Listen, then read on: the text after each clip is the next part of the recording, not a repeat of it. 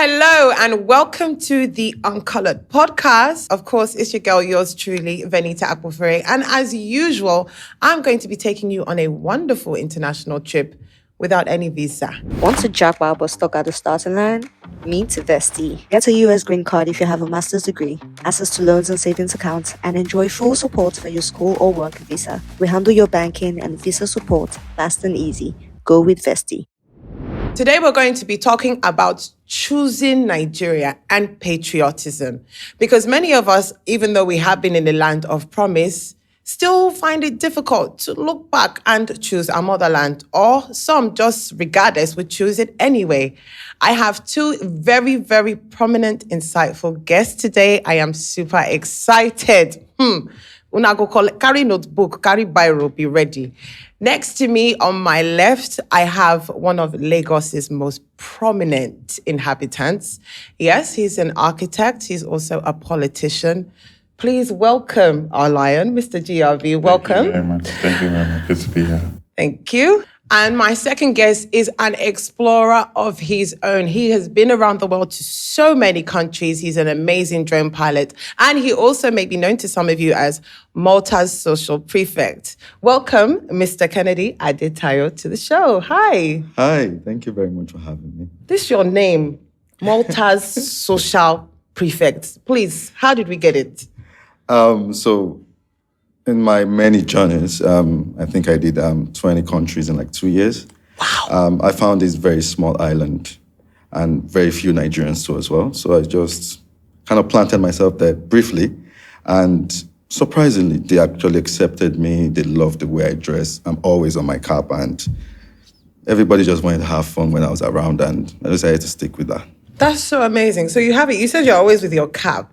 You found a small island as an explorer. He went looking, but he held on to his roots. So this is, in essence, what we're talking about. You know, being away from home, how much of your roots do you want to hold on to? Which parts do you take into consideration? And then you have some people who have left who don't bother to come back at all. So what is it that connects you in all these travels? Like you said, you went to 20 countries in 2 years. That's a lot to see. A lot of new people, a lot of new food, new opportunities, new experiences, but you are still that man with his cap. Talk to me about that. So for me, travel is an experience, which I usually compare to where I started from. So I lived in Lagos most of my life. So when I started traveling, what I do is I try to compare it like, okay, how does this compare and contrast to where I am from?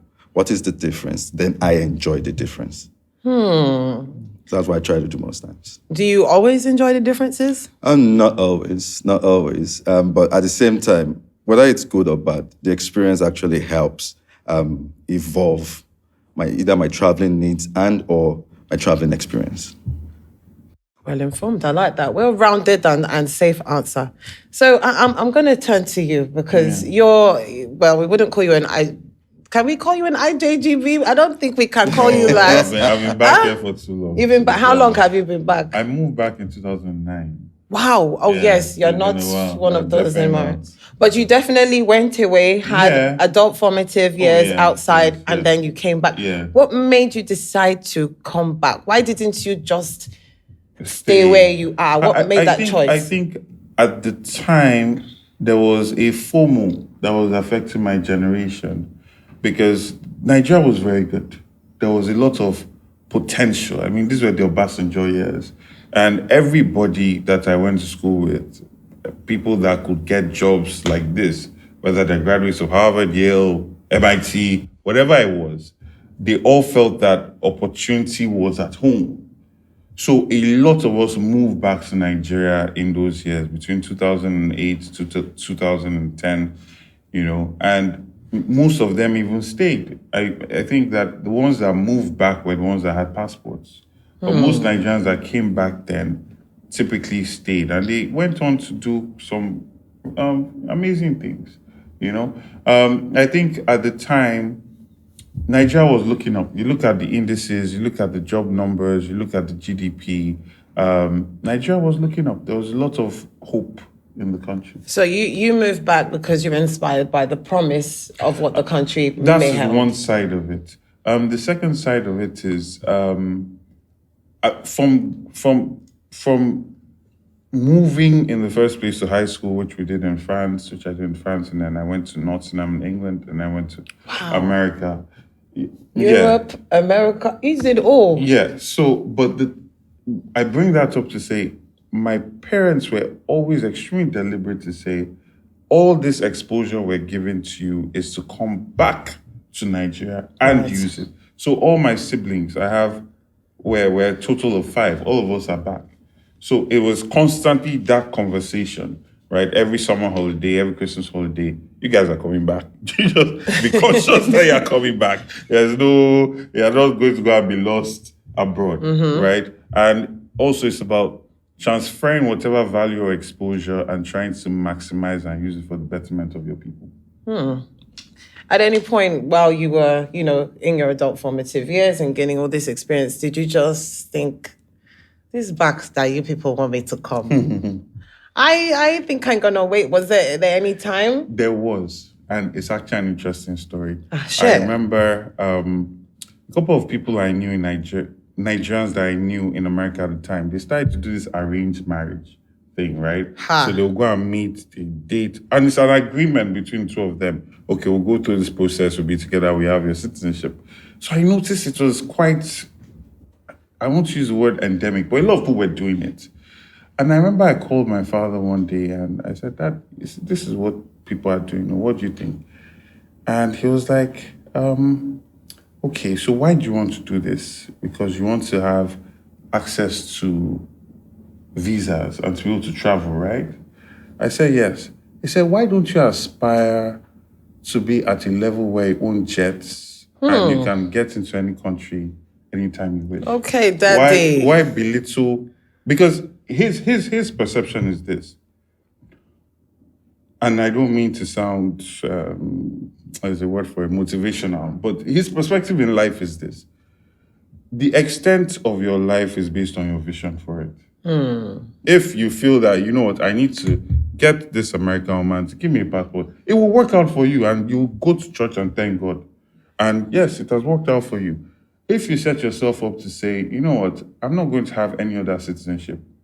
I just told you I lived in France, England, America. Yeah. I don't have any citizenship there. In fact, until I took this government to court, our Supreme Court, that was the first time I started thinking, because clearly it doesn't matter, right? Because the whole idea is you cannot swear oath of allegiance to another country and then come and rule, but I digress. The point of the matter is, I've always believed that, if I have only a Nigerian passport, then my loyalty is to Nigeria, and I have no choice but to work to make sure Nigeria works, right? Yeah. And the vision is make yourself so desired by the world and with enough wealth that you don't need visas.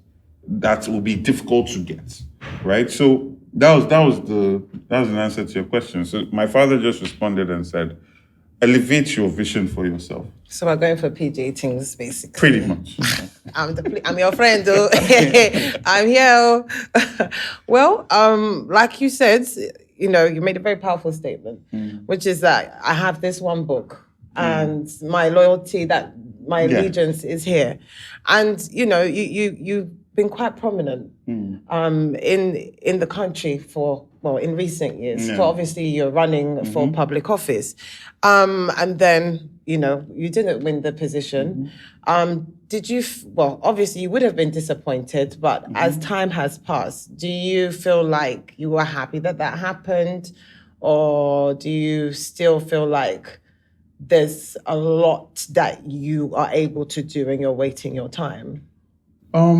Certainly, I think the answer to both of your questions is a yes. I'm happy that happened because I saw an awakening in Nigerians that I've not seen before. I ran for local government chairman in 2017. I ran for Senate in 2019. And all the time, one found themselves actively trying to instill hope in people. Yeah. But this last election, the people themselves had hope. The people themselves had desired for a change. The people believed that Nigeria could be better. And that was such a beautiful thing to see. It was so amazing to see.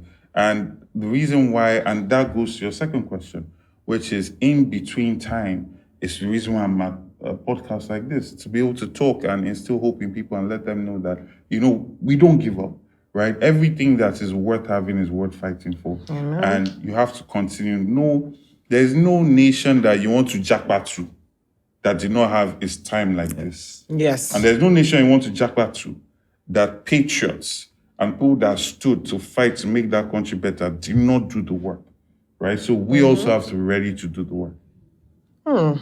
Well, that's very insightful. And yes, I completely agree. If you're not ready to shed blood, sweat, and tears, and I mean literally in some situations, it's blood, literally blood, sweat, and tears. Yeah. There's no way to improve things. Exactly. Well, we're going to be taking a brief break and we'll be right back into this conversation.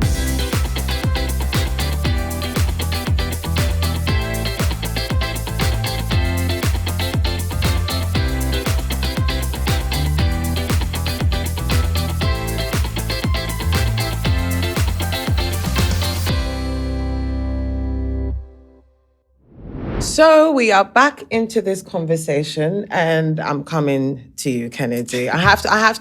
So, which one of these? How many countries? First of all, how many countries have you been to? Give or take 23. 23. And your resident country is? Well, I'm still shuffling between Nigeria and Malta, but mostly Malta these days. Mostly Malta these days. days. So prior to these days, you were here mostly. Yes. What happened? What's changed? I got you there. Everything has changed. Everything has changed. It's a lot harder to travel directly from Lagos these days. Okay. A lot more expensive, lesser flights leaving Lagos. Cost of living is not really a pain point when you travel a lot. Right, of course. But it is also a factor there. But otherwise, I still would prefer to fly from Lagos because it's closer, it's much more central than most places. Okay. Every other country that takes you way to the west or way to the east. But somehow Lagos is kind of central, it's in the middle to travel everywhere else. And but Malta, interestingly, also do not have as much flights out of Malta.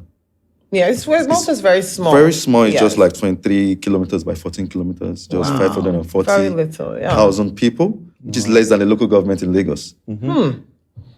So it's also interesting because it is very, very populated. It's a tourist island. Yes. A lot of people fly in, which is kind of similar to Lagos. The weather is also kind of similar because they're Mediterranean. It's nice, it's It's warm. nice, it's warm, it's hot, it's bright, and all of that. So the contrast is always there. So you found your own small Lagos. Yeah. When I'm not in Lagos, I'm in Malta. When I'm not in Malta, I'm in Lagos.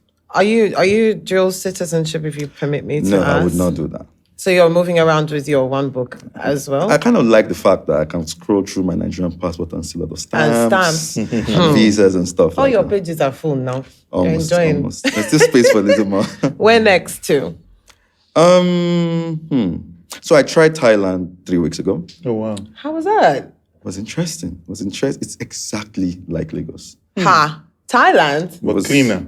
But cleaner, much more skyscrapers, much more intentional development by the government. But it's an interesting eye-opener for me, especially to the Southeast Asia and all of those places. So I might be visiting neighboring countries like Philippines, Singapore, and the like. There's a lot of opportunity there for business, actually. A lot of people are going there now.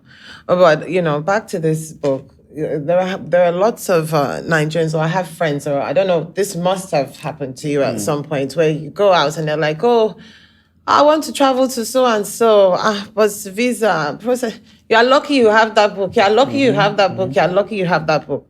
There are some people that actually resent having a Nigerian passport and wish that they were not born in this country and that their parents at least, just one leg out of the border, just drop me here. How do you think that kind of mindset shapes, the nation? For me, I'll answer it in 2 parts. Part 1 is everybody else feels that way most times abroad too. Somebody in UK will be like, I can't access European nations. I can't go to this part. Yes, true. And all of that. Somebody in the US probably feels the same too as well. So it is for me kind of similar. So why would I want to share that pain once I go abroad? If I get another passport, or maybe move abroad and Japa, it doesn't make me exactly like them. Facts. So Facts. why go through that stress? And number two is, since I've started traveling, it's quite different when it comes to visas.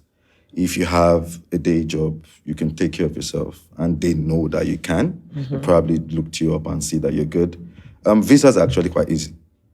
Easier than most people think about it. Some people are really struggling with that. So we had an episode where we spoke about this, and I heard that apparently, if you want to go, you have to have like a minimum proof of funds, which some people might not even make in a year. So it's kind of like just a juxtaposition. But what about you? I'm sure you definitely have people that are saying like, Oh no, certainly. You're lucky you have the book. I mean, even when I was in school, we're going to do a design studio in, I think it was Mexico, Caba, something like that. We're supposed to travel. And, it was just assumed that everybody can just go to Mexico and stuff like that. I'm not sure it was Mexico. But one of these countries close to like South States. America, where you have to cross the border, yeah. And I had to go to, and the requirements for the whole visa process, I was like, I can't do this in 2 weeks. So the whole studio went, and I had to do my design based on pictures.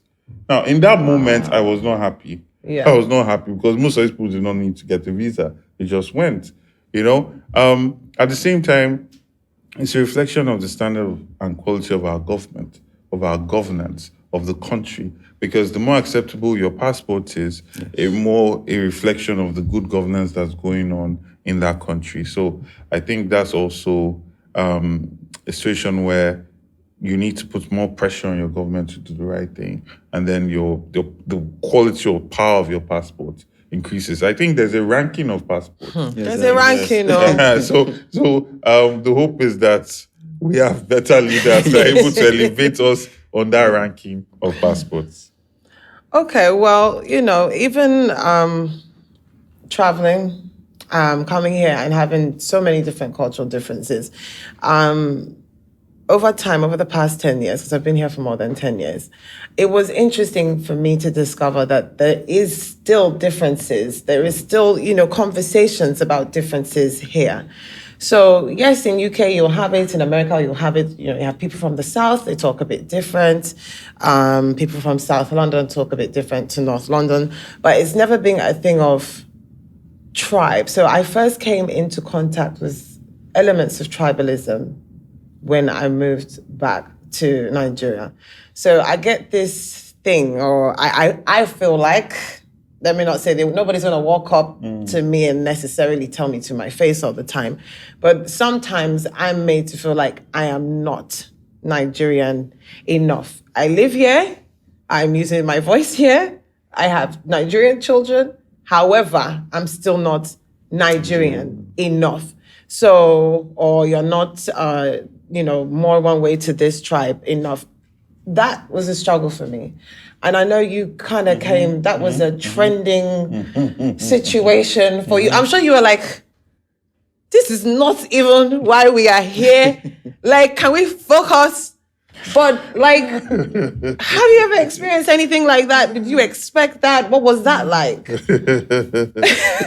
It's a very, very interesting question. It's interesting because when you are out of the country, you are black. There's no such thing as... No, it's not because there's no such thing. It's just a reality of coping.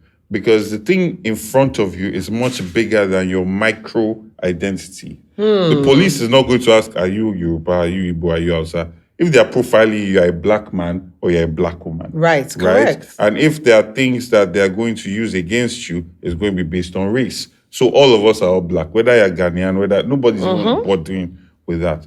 Now, when you come to Nigeria, you then now start to experience your micro identities, right? And it's funny because I remember, so I've run for Senate, and that's 10 local governments. I've gone to each of these places, listened to them, seen the problems that this country is facing. So you can imagine the frustration when we are talking about policy. You just wake up, you just see people dying because there's no oxygen in the hospital, poor primary health care, and people are talking about language. And it's important. It's important. But the question is, all these people that have spoken this language for so long have continued to leave us going in a perpetual nosedive. I mean, I was saying to somebody that my grandfather told my father that Nigeria was better in his day. My father till today tells me that Nigeria was better in his day. Yeah. At this point, I'm 41 now. I can tell my children that I remember a time that Nigeria was better than today. And this is a fact. I remember a time where dollar was 160. I remember a time where I'll change 1 million and I'll get 4,000 pounds. Yes, I remember that time. I remember this time. I'm a young man. But I can tell my kids now that I know that Nigeria was better. So for me, I think that we need to do a better job as a people of reprogramming our minds. And I think we can do this through history. You find, like, when you look at the European, they find a way to connect themselves to ancient Greece. And that gives them this oneness of purpose that you find. All of them find in a way of programming their people to feel this shared cultural identity, and it creates a sort of togetherness.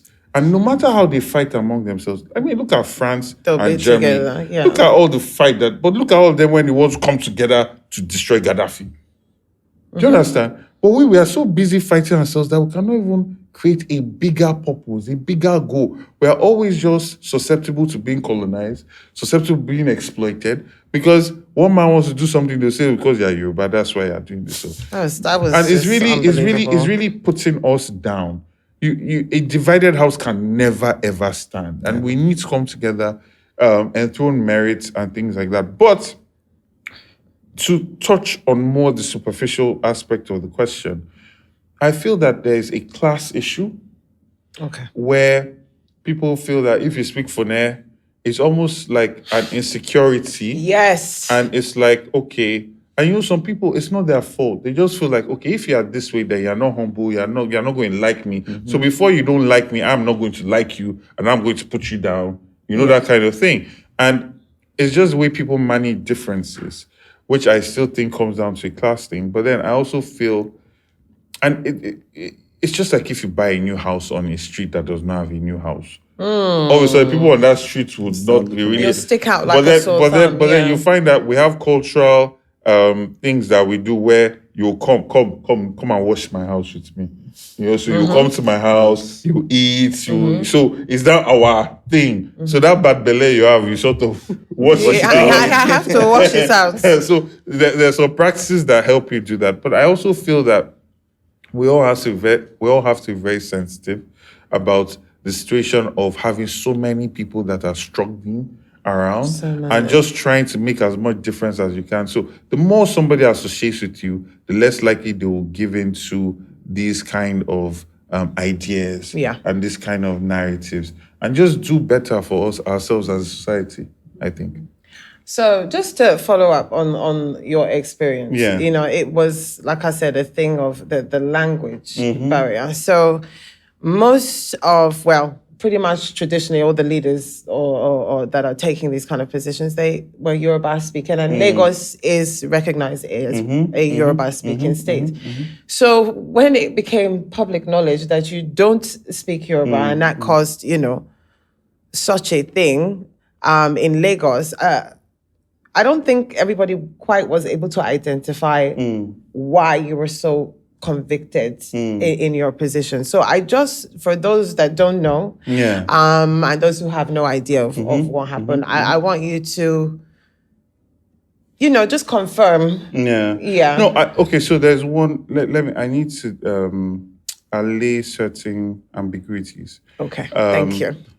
First and foremost, the ruling party in this state has a policy of some level of bigotry in the way they campaign.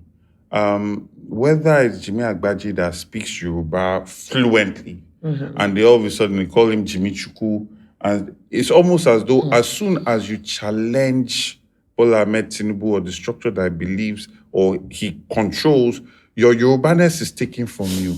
Obasanjo all of a sudden has a father that is Igbo. Pa Ayo Adebanjo all of a sudden his mother is Igbo. Anybody that does not agree with them, somehow they are no longer Yoruba. So whether I spoke Yoruba fluently, like Chief Obafemi Awolowo, they will still find a way to take your Yorubaness from you. So I think we should sort of separate that propaganda and that because we've seen it time and time again. We've seen it with Jimmy Agbaji, we've seen it with several other politicians that have gone against that establishment because they feel that they try to divide and rule. Because if Yoruba, Igbo, and all the different groups, South, and everybody comes together to say, we want to make a decision based on the policy and vision and antecedents that you show and you have for the people, and they're united, they lose. Immediately they lose. And that's why they still have PTSD from NSAS.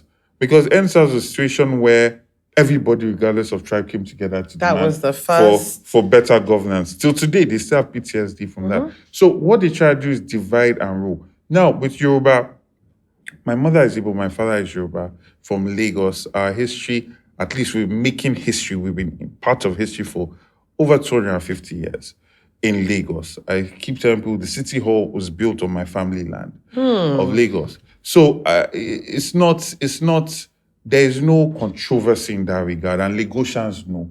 There's a saying in Lagos, Amorawa, we know ourselves. Yeah. Right? Now, I obviously grew up in a home where we're not speaking Yoruba, right? And that even in the school I went to ISL, in National School Lagos, it was vernacular. It was called vernacular. I can be punished for speaking Yoruba in school. Yes. Well, what time, what period? I was part of the 1999 set. Okay. Right? So we also have to address the identity crisis. Right. That has come from colonialism. Because at the end of the day, the reason why I'm speaking English here today is because some people from some small island came and conquered us.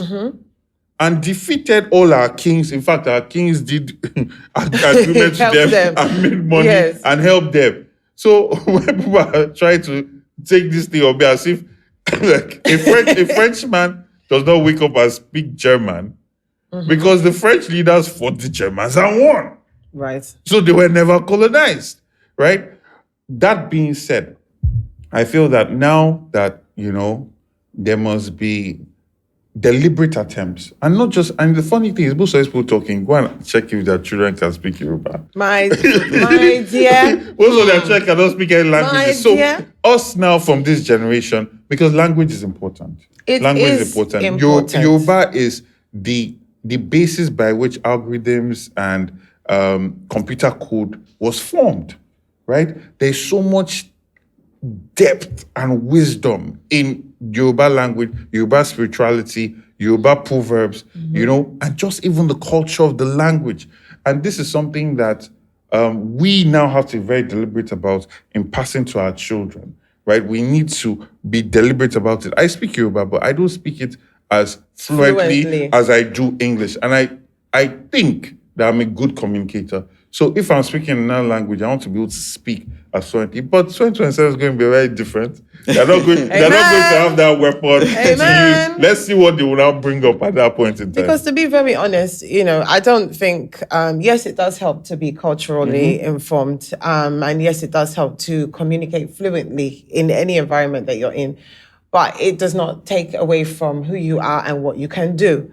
There are, you have a plumber here in Nigeria, he's speaking, Yoruba, you have plumber in China, he's speaking Chinese. They can't do the same job. It doesn't stop the person from doing the needful. The colonial masters that we had that created solid education systems, solid healthcare systems, train systems, and a lot of good, unfortunately, when you look back to see what our own leaders have left us. What language were they speaking? Not Yoruba. Definitely not. All right. Well, moving on back to your Explorer, tour. I'm just curious because I've always been curious about, other states, other different, like the micro cultures that we have. Have you ever explored other states? Have you been to, how many other states have you been to? So I started my exploring with Nigeria. Okay. I did 22 states. You tried. Wow. I just love traveling. So I did 22 states. I started with the closer ones, Lagos, Ogun, Oyo, Osun, Kwara, Kogi. Next thing I started exploring to Abuja. I went as far as Calabar and all of those. Then I started with West Africa. Okay. So I did Nigeria, obviously, Ghana, Togo, Benin. I did Cameroon, I did Senegal, I did Cote d'Ivoire. Then I started moving east. I did Kenya, Ethiopia, Rwanda, Tanzania. Then I've not even done North. Yes, you haven't done enough. You haven't mentioned it. So I didn't do North. I did Northern Nigeria, but I didn't do Northern Africa yet. Because I was planning to do Tunisia, Egypt, Algeria, and all of those at the same time. Okay. So from there, I moved to Europe. I did London, UK. Then I wanted to try Schengen. So while I was researching about Schengen, I found this very interesting digital nomad visa for Malta, which actually gives you unrestricted access to all of the Schengen region. I'm like, why don't I just take that instead than applying for a single entry visa to Schengen? Knowledge is good, though, people. Honestly, Information is very, very good. Tell us more about this. Do you document all of, your travels? I do it my way. I don't do the whole vlogger thing. What's your way? My way is I just live my life and through my lens and just show people on Instagram. Then if they have questions, usually they reach out to me personally. Then I reply. I try not to do the whole fairity, like I would call it, whereby everybody just, hey, this is me in this is me in that. Nah, I just show you where I am. If you have questions, then we talk about it. Which state in Nigeria? I know you haven't done the North, so we're not going to include them. I did a little bit of North. But, you did a little bit. Which state was your favorite to visit and why? In the North?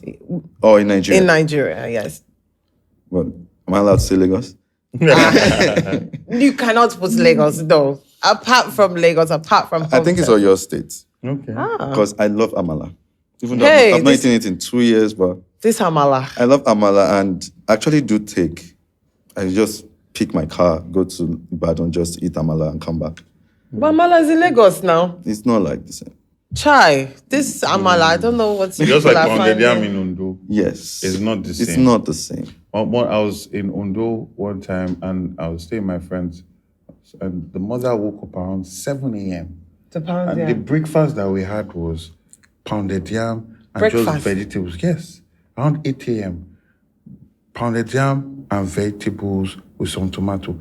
It was so fresh. Yes. You could taste the life of the yam. leaf. You could taste it. You knew at that moment. I knew that what we're eating in Lagos was dead, was fresh.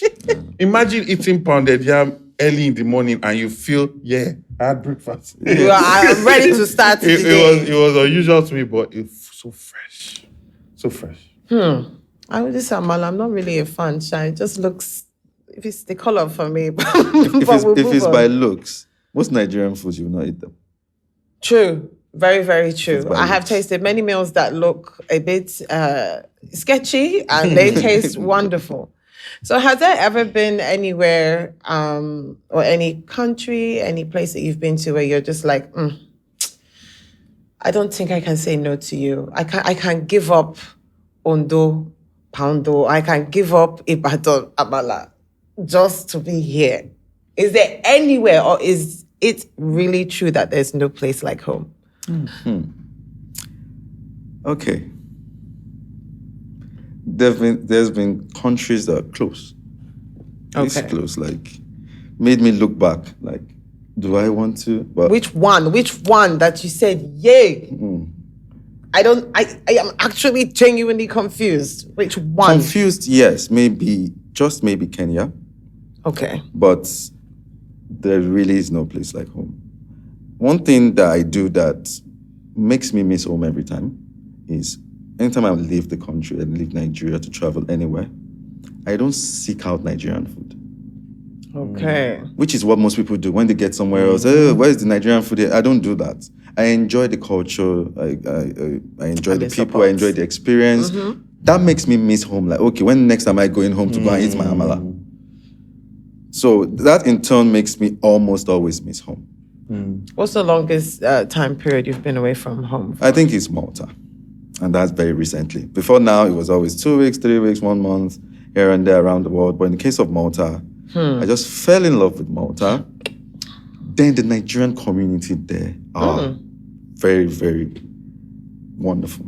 It's a very rich community. They are practically expatriates. They don't even see themselves as immigrants or stuff like that. Most of them are in the tech community, the similar digital nomads. Are they first or second generation? Do you have a... Nah, all of us moved there recently. So okay. Yeah, first, yeah. So we have this mindset. We have this mindset like, okay, let's grow ourselves. We plan to work back home. Most of us actually still have our jobs back home. Most of us want to build back home. So now they collect Naira, now they collect foreign currency. Which should be the way. Shout, though. Which should be the way. Make money abroad, build back home. So most of them are building softwares, products, ecosystem, communities back here in Nigeria. Recently, I'm back here doing a university tour when I'm inspiring people about Web3. Nigeria did miss out on the internet age. We did catch up. But it got to the point where we could have been the person that created Meta, Google, and all of those things. But by the time we caught up, it was quite interesting. Web3 is here now. The whole world is running around trying to figure it out. There's AI, there's crypto, there are all of those things. And Nigerians are not ready. We're watching the world again do these things. So I took it upon myself. I spoke to a few companies that were interested. Let's do a university tour. These people are coming out of university. Most of them are actually clueless. They don't know what they want to do next. The economy itself is never enticing enough to keep this manpower right here, these human resources right here in this country. Everybody else right now is thinking about Japa and all of those things. Whereas we should be looking at things like Japada, involving the people abroad to come and help build right here. Yeah. So which is the reason why I went on the university to start talking to students about what they can do with the immense resources out there. And it's been quite interesting. What's the response been like? For one, most of them did not even know this things. Yeah. So it was quite interesting to see that they were interested in knowing, and first of all, also participating actively to as well. That's really good. That's really something. Well done for that. Thank you. Okay, well, let's go to the flip side and we'll talk about the time that you were not around or you were away. Was there any time where people or in a situation that made you feel bad or terrible about being from the country that you are from?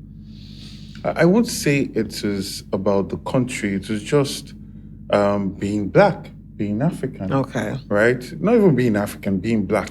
I remember one time when an airport lounge and all my friends were in Nigeria and we're talking. And I was saying that, Boston was not really a racist place. And they were all shocked that I said that.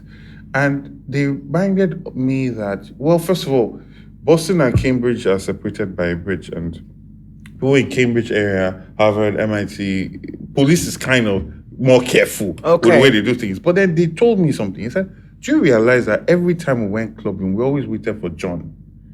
I said, yeah, John Lopez is a white guy. And do you know why? Remind me.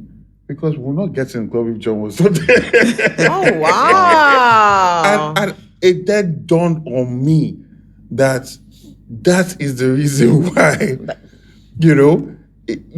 and then, so you either do that or then you look for clubs that are mainly, black people that go there, mainly immigrants that go there. But the mainstream places, you don't just get to walk in, no matter what level of society you're from. And just remembering that is like, there's no place like home. For me, there's no place like home. It's just unfortunate now that, the governments and what Nigerians are experiencing makes it very difficult to sell that narrative. But I'm hoping that in time things will get better for us all. So what advice do you have for, let's just say Africans? Yeah, because like you said, rightfully, they just see color sometimes abroad. What advice do you have for them facing, that kind of edge of discrimination? How did you cope? I think the biggest thing we can do for ourselves right now over the next 20 years is to build a very strong link between the diaspora and home. And it doesn't necessarily have to be boots on the ground. It's just exchange, interlinks, commerce. So for instance, people are wearing fila in London in summertime, and they're buying it from Lagos or buying it from Ibadan. They're making fabrics in Nigeria as being exported. We have a huge amount of people in diaspora that can really power commerce and power production, because a lot of problems that we have in Nigeria is a lot of Nigerians at the moment don't have the buying power to sustain production, massive production. But we don't have to be limited by just the people in this geographical area when we have so many people outside, right, that can power that and can allow for that kind of buying power, to be able to allow for businesses to be able to produce a lot and scale up, So that is what I think we need to do. And not just like what you described, digital nomads that are also doing things in Nigeria, coming and doing school tours. We must keep that link. And then government also has to foster that as well. And sustain it. Yes. Well, it's a very valid point you made. In my own side of work, I work in obviously media and entertainment, and there are not a lot of people that they still will call me an IJGB. And it's so funny because there are people that have gone abroad, right, that were not remotely interested. I don't eat swallow. I don't do that. Oh, the light goes off there. Oh, you are really suffering and dealing. When they are abroad, though now a song comes on, maybe African artist. That's my country. My mom used to live on the street. Do you find that Nigerians suddenly get more patriotic abroad? Definitely. And they also have a very keen political interest. Like, I feel like the Nigerians outside of Nigeria are so invested in what is happening in Nigeria. But there's like, how much can they really do? This is now the issue. So how do we create these interlinks? Like, what kind of suggestions, what kind of system can we set in place for that? Because I think there's a huge disconnect with that. I have fans that are, from abroad that when I say block, they support me with block. And then I have fans here who support me as well, but, maybe not at the same capacity that they can, but they're going at it with the How do we connect the two? How do we bring that interest and convert it into actionable propaganda for us? Okay. It was very interesting when you mentioned the whole diaspora people being very patriotic, because I've heard someone make this joke that the goal is to go abroad and wear green on October 1. And wear a jersey and rep Nigeria from abroad. That is always the goal for most people. And it's always funny and interesting to us as well, because I've seen this happen a lot of times. Nigerians are way more willing to wear the Nigerian jersey abroad.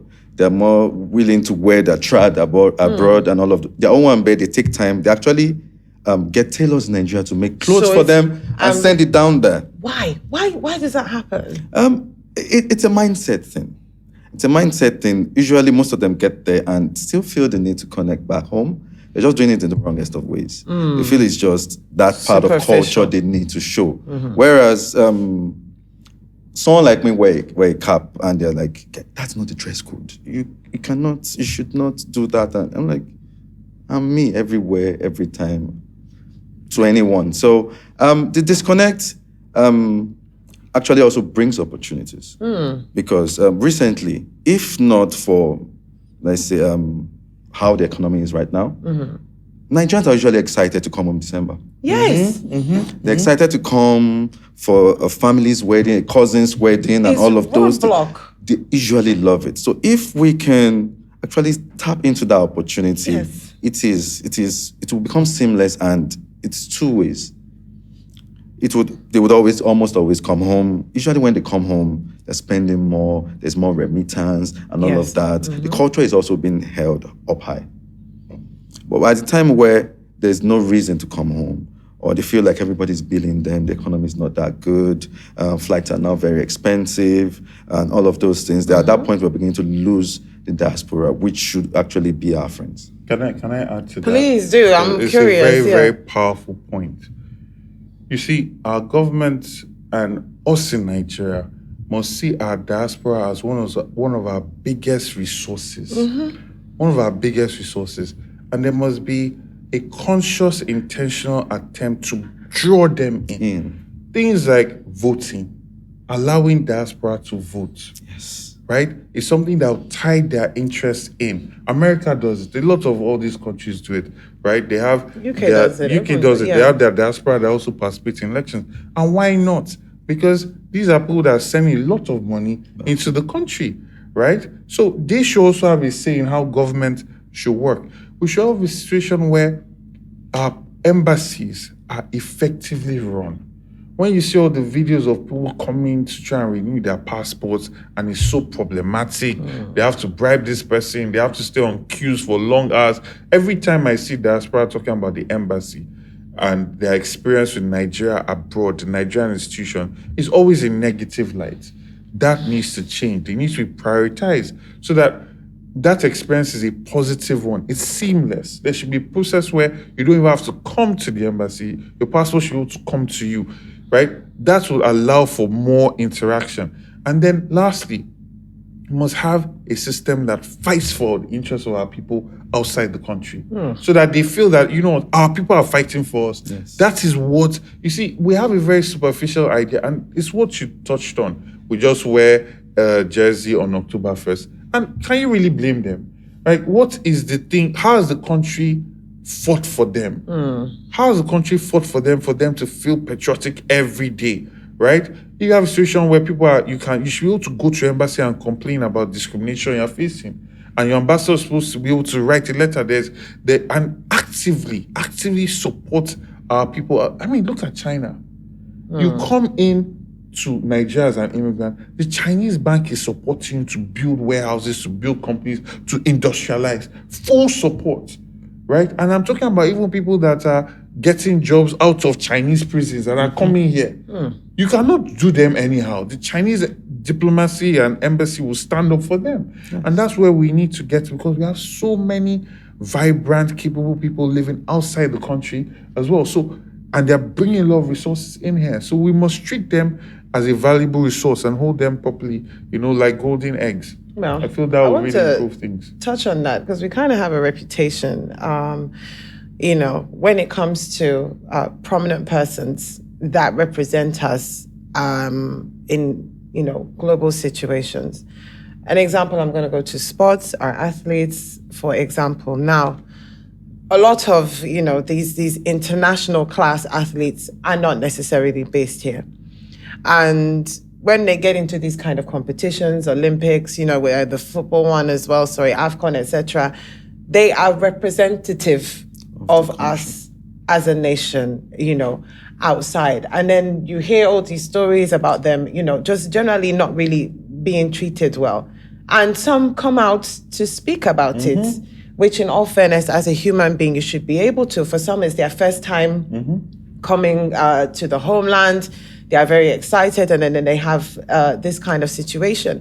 What would you say, or what could you do, or what do you think our federal government can do that would probably still motivate them to still represent us? Because a lot of them, after once, twice, they're gone. That excellence, is gone. What can we do to hold on to those people? So for me, it goes back to government prioritizing these things. And that's also a psychological aspect of it, because everybody wants to be with a winner. If all of us are watching the World Cup, or we're watching the Olympics and Nigeria is getting 100 medals, we'll watch the Olympics more, we'll be happy, we'll be excited, we'll be proud. And the government must understand this psychological nature of things and how it ties people together right? And they must invest in that. I saw a video of a lady, I think she's a cyclist. She was talking about how some European country gave her a bike. They gave her a bicycle, they train. supported her. And then there were people that in this last Olympics, they were showing different Nigerians that tried to be part of the team. For some reason, they said they alleged, that they had to bribe or something to be part of the team. But then they now joined, whether it's other countries like Bahrain or different countries, and they are there and they are winning medals for their new adopted countries. So we cannot continue with governance with this anyhowness. It must be purposeful, it must be vision-driven, and it must be bigger than this our immediate surroundings, right? And that is what is going to take us far. Look at China. Look at the amount of medals that they win in the Olympics, China, because they invest in it. And it's about national pride. And they know the power of national pride. And that's what we also have to do as a nation and one of the biggest countries in Africa. Government. So we need you guys to wake up. Seriously, we really do. Because, you also hear about, again, excellent Nigerians that are doing really well and they're just not here. Yeah. The ones that were here, are top-end surgeons, doctors, especially in the medical field and when it comes to education. I see you. So there's like a vacuum and it's not encouraging. No. I'll be very honest. I'm sitting here and like I said, I mentioned to you guys off camera, this is the first time in a very long time, been here for over a decade, that I'm like, are we going to keep doing this? Do you actually think, and I'm so sorry to look you on this podcast, so you will have to answer this question, but Kennedy, do you actually think that there is genuine, like not by mouth and we hope for the best, do you actually think there is genuine hope for Nigeria?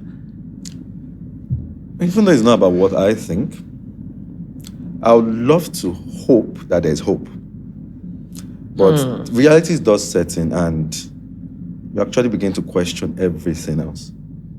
The hope would always be there. Nigerians are very, very optimistic people. True. They always wish it would be better. They always pray it would be better. Sometimes they even walk the path for it to be better. But a lot of things always draw them back. Nigeria is one of the very few set of people where if you keep pushing them to the wall, they most likely will break the wall and keep going back. I like that. Facts. Nigerians are not wired to fight back. Okay. It's a good and a bad thing. It's a good thing in the sense that they're very accommodating. They will take in all your excesses, teach you a part of their culture. In fact, there's a part of every culture that teaches acceptance and all of that. But it's a bad thing in the sense that at some point we need to speak up. At some point we need to check our government. We need to ask questions. We need to reject some of the advances. I don't get the national anthem part. That is one of our most patriotic assets. Each line, each word is like an affirmation. It's like hope. It's like what we want. And first of all, you take it from us. Now we need permissions to even sing whatever you gave to us. You need permission? Oh, now you do. You put out a statement. For the new one or the old one? For the new one, like you need to collect permission from the government to use it. So you mean functions. I can't just set my tripod and... Well, we can try. Hey, problems, oh. So all of those things make you now question, like, why? Why? How is this a priority? How is this a priority? What country has two national anthems, Part A and Part B, the remix? I don't know. I really don't know. It's really quite mind-boggling. But yes, so we try to avoid, but do you think there's hope? I believe there's hope. And I think that Nigeria has everything, just so much potential that with the right leadership, we would explode in terms of positive Yes, of course. Positive. Right? I give you an example. You see what happened during these last protests in the north. You see, I'm not sure if you saw all those protesters outside Buhari's house. Yeah, so That was something that would never have been imagined before. never. Like, how they are looking at him and holding him accountable for his years in office is not something that I expected to see, especially in the North. Yes, I do agree with you that Nigerians are very persevering, very long-suffering, but there's always a line. And unfortunately, leaders don't know when that line is about to be crossed. I just look at our history. I mean, I recently watched the movie about Miss Ransom Kuti, right? And the riots and all those things, how it played out. It was solid. I love it. I think that we need more historical, biographical plays like that to teach us our history, to show us that, we've not just been accepting. There are people that will stand up and fight.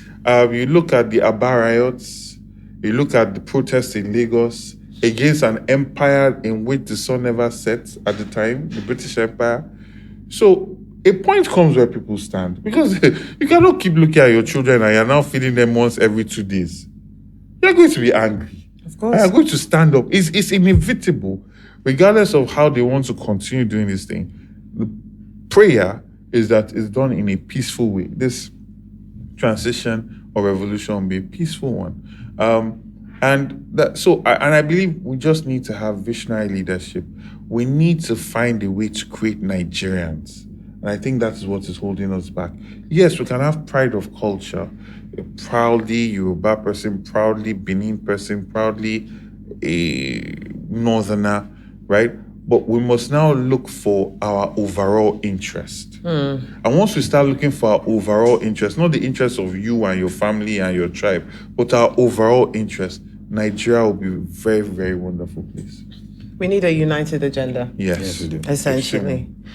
All right, guys. Well, I mean, these talks have been very serious. They've been very insightful. So in essence, you're saying it's going to get to a point where the camel's back is going to woof.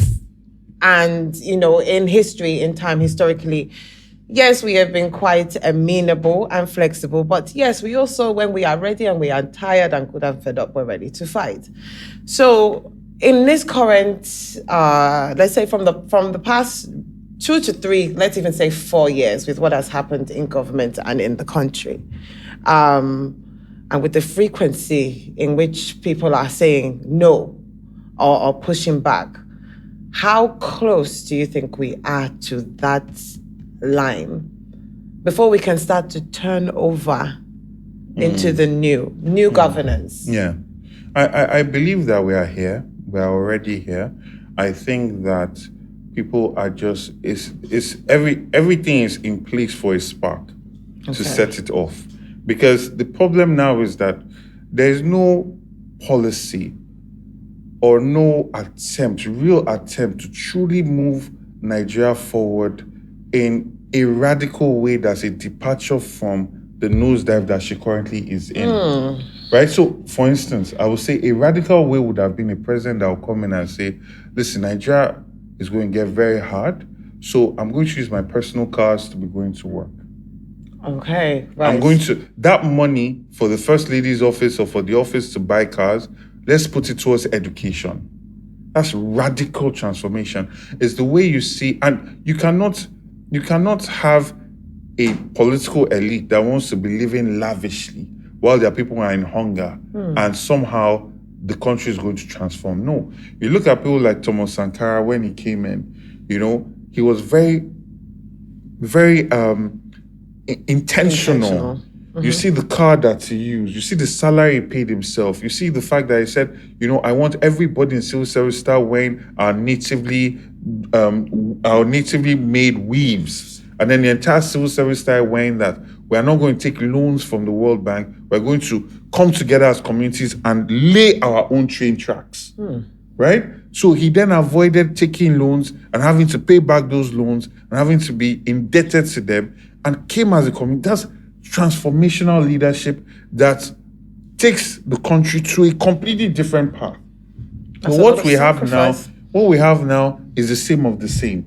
Okay, the way the former president came and made it a very northern-looking government is the way we're seeing the same thing now with a very southern government. The same way we're seeing frivolous spending, constant traveling and things like that.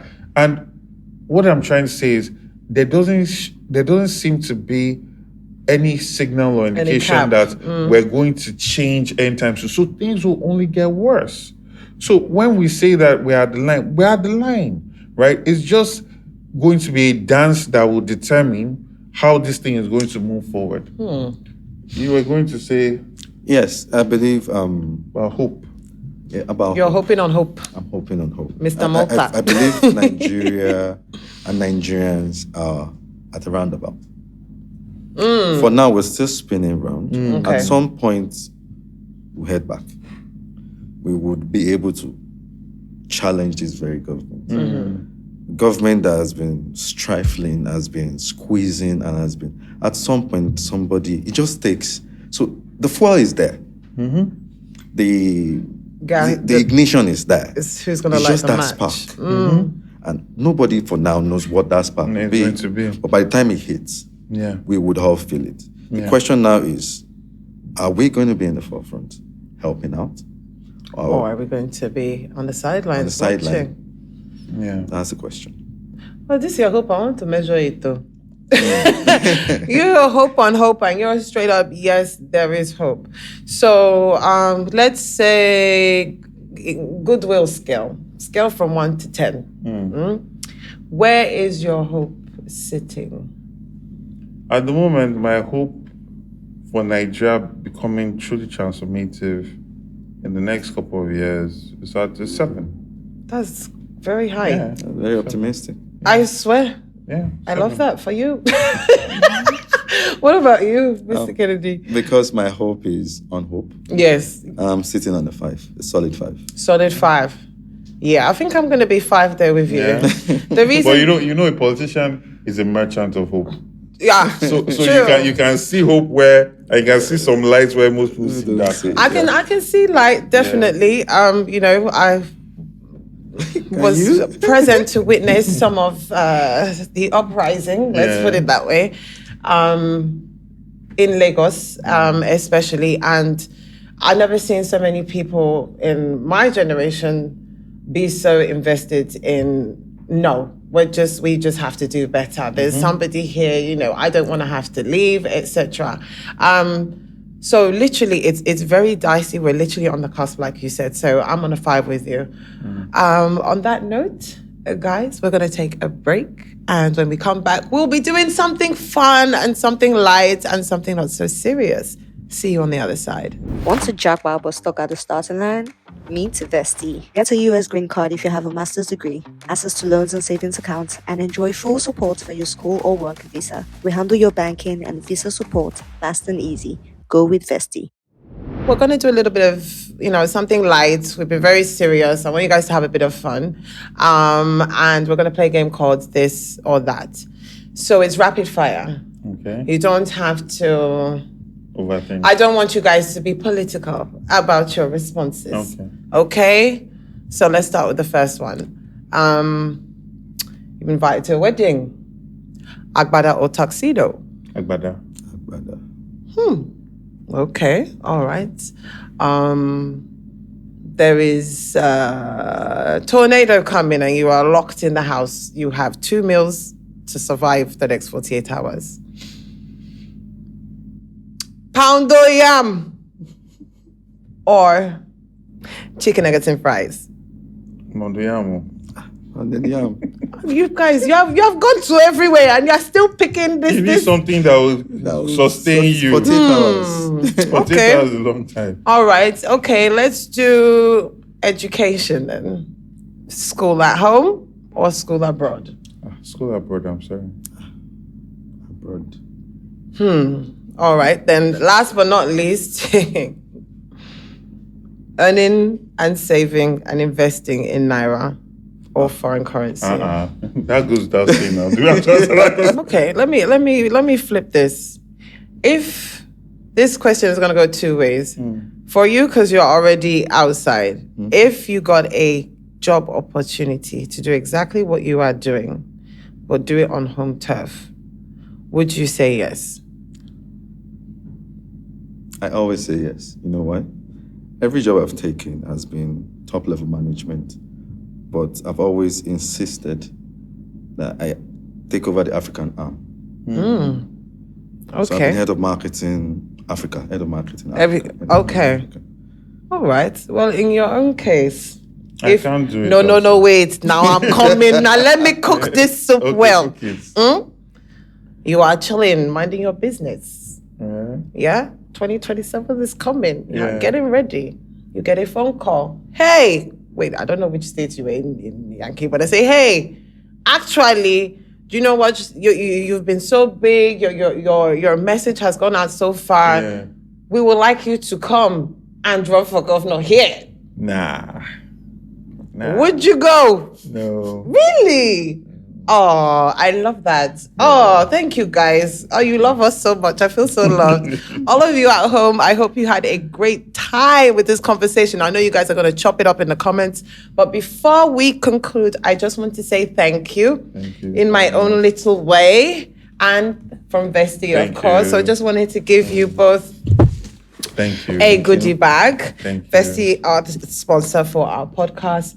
And to those of you at home, and especially those of you who are not at home, I'm sure you have a lot to say about this today.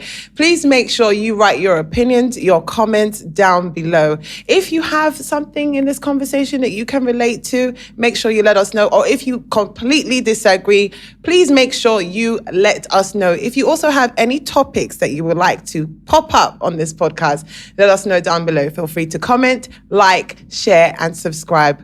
Once again, this is Venita Akpofure for the Uncolored Podcast, signing out.